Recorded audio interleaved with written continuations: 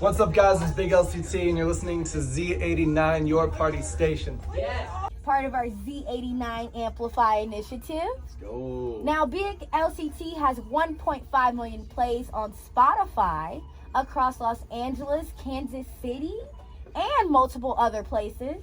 He also has hundreds of thousands of views on YouTube. Hundreds of thousands, guys. Yeah, I checked out Will Scott, one of his good friends, was showing me, his agent as well.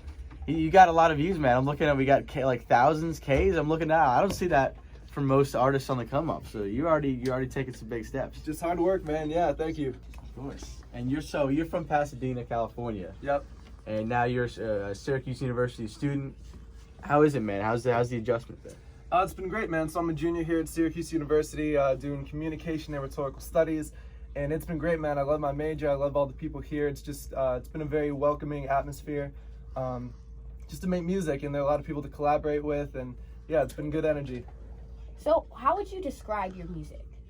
A mix between Drake and G-Eazy. I think it's just like fun party bangers, but then I don't know, every now and then I really like to just sit down and write a good song. Get in the bag, so to speak. Yeah, get in the bag, and then also just like writing something really meaningful every now and then, whether it's about my love life or just the story I want to tell or something like that.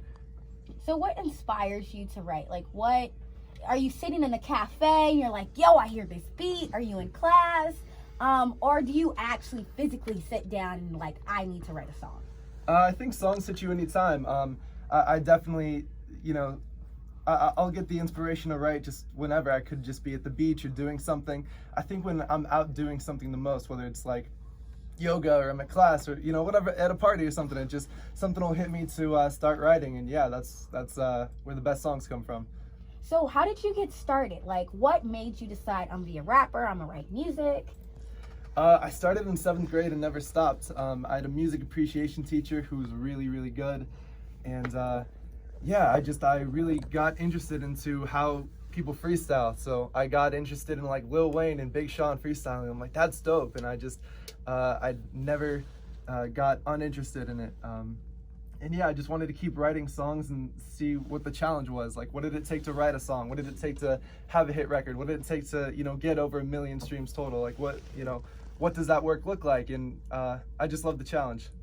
So how did your experience growing up in Pasadena, California influence your music and your voice and what you talk about? It was great being right next to Los Angeles. That definitely helped. I was, 30 minutes from downtown LA, so I got to experience a lot of different cultures, a lot of different food, and there's so many things to do.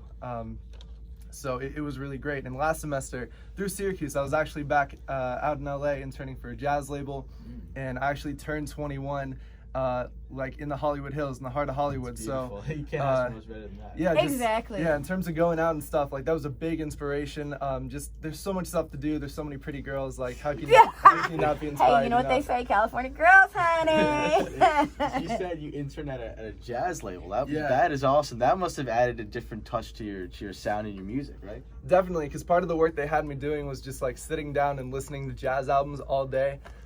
So I know so much about jazz now, which is just, I knew nothing going in, and I definitely felt like I should have known something.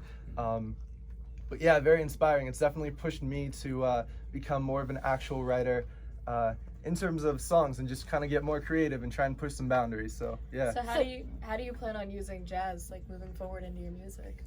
We'll see. Right now, the first step I've kind of taken with it is just trying to get more soulful in my writing, because a lot of the lyrics in jazz are, I don't know, very they can really grab you sometimes, and just for sure. They can kind of move the entire room. But I also want to get more musical, so like one of the songs we listened to earlier right now, that's just like a total rap party banger. And some of the music I want to get into, I want it to be more melodic and just have more instruments in it and just be more fuller trackers, I feel like. So you want to move further away from like the Drake and G-Eazy thing and closer to more like the Kendrick, J. Cole, like really having an orchestra type situation? I want to try out a bunch of different sounds. I mean, I'm 21, I'm young. You're still young, man. Yeah, Your oyster, I definitely want to see where I am and see where my musical journey takes me, if you will. So your new song, Barry Bonds, just dropped. Yes, sir. Tell us a little bit about that. What was the inspiration? How'd you write it? So I actually name dropped 5 of my best homies, and I really got to know these guys during my sophomore year in college. And they were just so close to me, and it got to the point where we were like just hanging out every weekend. And I just, you know, it turned out to be a banger. I found the beat from my great homie, Jesse Evans Beats. He's killing it right now in West Hollywood. Shout out. And yeah, it turned out to be a total banger, and there are a lot of stories within the song of Barry Bonds. So it was a great opportunity to tell multiple stories in one song. Now you work closely with Evans, yeah. Yes. Evans Beats. Okay, sorry, I didn't pronounce it right. That's 2 weeks in a row, guys. So he's one of your close friends growing up. Can you talk about a little bit about your relationship and how you guys worked musically together? Yeah, so we actually went to the same high school, and we decided we wanted to start doing music like sophomore year.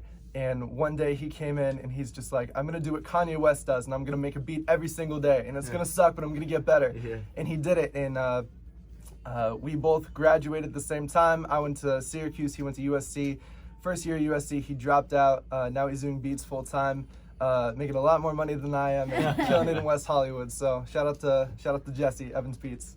Hey, you got it coming though, man. You're close. You got what, over 1.5 million streams now in total. Where can we find you on the social? And then of course, I mean, you got to be on the usual Spotify, SoundCloud, Apple Music. Yeah, of course. So all the social medias are just at Big L.C.T. And Spotify, Apple Music, it's Big L.C.T, but it's L.C.T. Got to do that in. I'm not the Weekend where you can type Weekend and then it just shows up and it's not ND or whatever. Not yet. But yeah, at Big L.C.T, Spotify, Apple Music, just Big L.C.T. I have over 25 songs now, and the catalog's growing, baby. So yeah, give me a follow. Check me out. Well, thank you for coming. Appreciate it. Keep on listening. We're going to play some games, and we're going to do Throwback Thursday with Big LCT. So Hey. keep tuning in. Let's do it. Beautiful. Thank you so much.